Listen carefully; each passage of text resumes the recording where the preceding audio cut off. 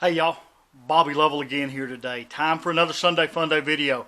Hope everybody's had a good week.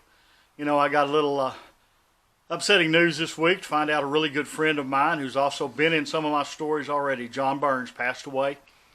And for those family of John's, my condolences to you guys. He was a good man, a really good friend. And, you know, he and I spent a whole lot of hours around Tempe Lake and Horse Creek Lake and hunting and fishing and doing a bunch of other stuff as we were growing up. So I really thought it was only fitting to have in his memory another story with him this week. You know, this particular story, John and I've told you before, you know, we used to go fishing, run trot lines and whatnot up in Fort Griffin and do the Brazos there, Clear Fork. But after Al moved down, took over as the ag teacher at Paint Rock, and then Eric and Joyce moved down, followed down Phyllis not too long after that, was the pastor of First Baptist Church, Paint Rock.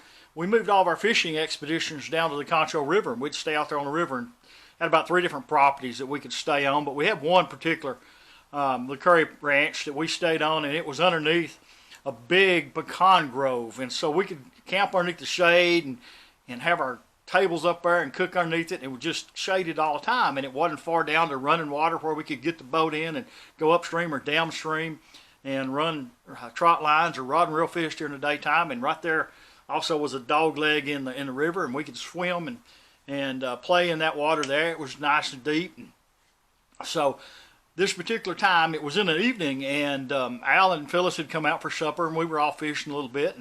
And Al said, "There's a really good cut in that bank there in that dog leg where our old swimming hole." He said, "I really think we got some fish that are back in that bank." And he was telling John there was this limb that was kind of just hanging right above the water there. And John and I could sit on that limb, and we could put our feet just as far back into that cut bank as we could there.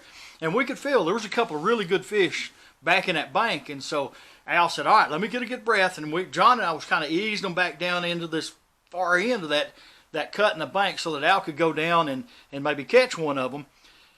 And Al's about ready to take a deep breath. And John and I've got them pushed down, and about that time those fish decided they were ready to get out.